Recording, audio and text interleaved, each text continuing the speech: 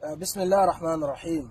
Inú tí Ànábì wa sallallahu alayhi wa sallam tó sọ fún wa tá a sì bá lẹ́nu àwọn bàbá àtàná àtàwọn sàhábà òun náà ni pé al-ulama'u warathatul anbiya, àwọn àfáà ni wọ́n jogún àwọn ànábì Ọlọ́run.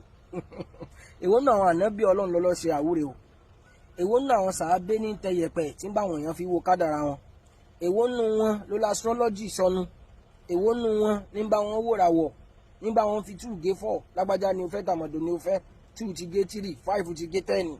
Àdánwò ni la fi ń sọ fún yín pé òdodo ò pé méjì. Èwo ni wọn náà mú nínú àwọn àfáà méjèèjì? Gbọ́n tí bàbá tẹ́lẹ̀ yìí sọ. Ẹ má sọ pé ẹ gbára lọ́lọ́run kẹ́ ẹ wá jókòó kalẹ̀ o.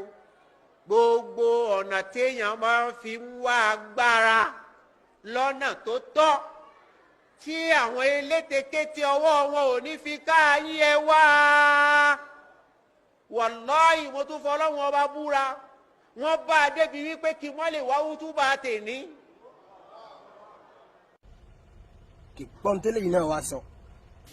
Tó bá ti lè bẹ̀rù jù ọkọ olákòólé kan ayé, àwọn ayé àwọn àgbà nǹkan wọn mú ọnu wọn lọ ń jẹnu ṣùgbọ́n ìwọ fi sẹ́mi pé wọn ò sí Ọlọ́run ní bẹ wọn ò sí náà nù.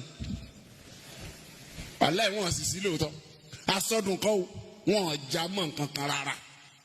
They are nothing, absolutely nothing. Ǹjẹ́ fi mọ̀ pé wọ́n lẹ nípa àwọn náà ó kù njọ kan, kí ló dé tágbára wọn ò gbé wọn ju ayé?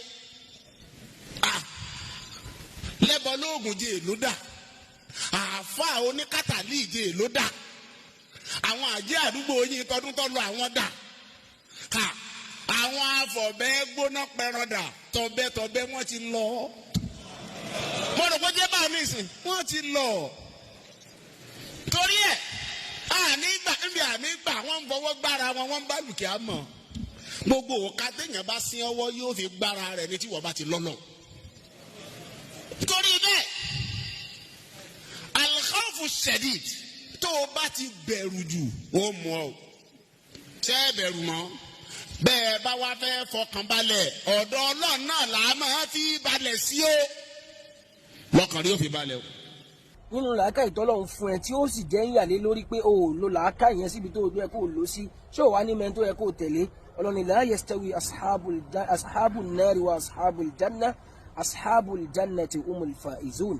Ọlọ́run ní kò lè ṣe déédéé, kò lè jọra wọn o.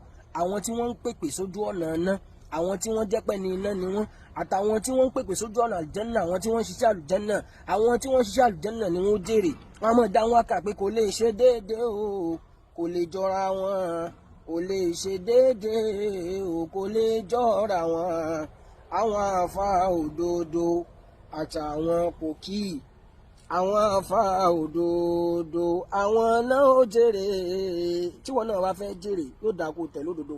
Ọlọ́run ọba àlékè ọlá ń sọ fún wa pé wala takhshawhum wakhshawni, ẹ má bẹ̀rù wọn. Àwọn ọ̀nà ṣe ìṣòro mọ̀ sọ pé ayé ṣọ́ra fáyé o, bí ọmọkùnrin ò tó, àràgbé láyé o, ayé fẹ́lẹ́ o, ayé nípọ́n o, ayé gbẹgẹ́ o, ayé pé méjì. Gbogbo ẹgbẹ́ pé tóun bá ń preach inú wá sí fún ẹnìyẹn kì í ṣàǹfààní tó lè tẹ̀lé.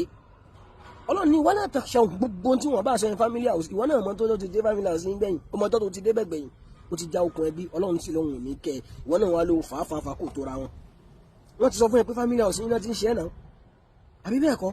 Ọlọ́run ní má bẹ̀rù ẹnì kankan, wakhshawni, èmi ni ẹ páyà, èmi ni ẹ bẹ̀rù. Má bẹ̀rù òṣì. Ọlọ́run ni ọba ọlọ́rọ̀. Àfáàkẹ́ni kayfa akhafu al-faqra wa ana abdul ghani, bó ní ṣe máa bẹ̀rù òṣì tí ni mo fẹ́ lọ wẹṣẹ́ kan nígbà tí mo jẹ́ ẹrú ọba ọlọ́rọ̀ tọ́rọ̀ ń bẹ lọ́dọ̀ Ọlọ́run. Ọlọ́run ní ẹ béèrè ọrẹ lọ́dọ̀ mi, ẹ béèrè àrísìkí lọ́dọ̀ mi. Ọlọ́run ní wakhshawni, èmi ni ẹ páyà o, èmi ni ẹ bẹ̀rù in kuntum mu'minin. Jápé lóòótọ́ lẹ bá jẹ́ òmìnir òdodo. Àyè ò sí àgbọ̀bùṣe, àgbọ̀mágbà lókù tí ó jẹ̀ka. Assalamu alaikum wa rahmatullahi wa barakatuh.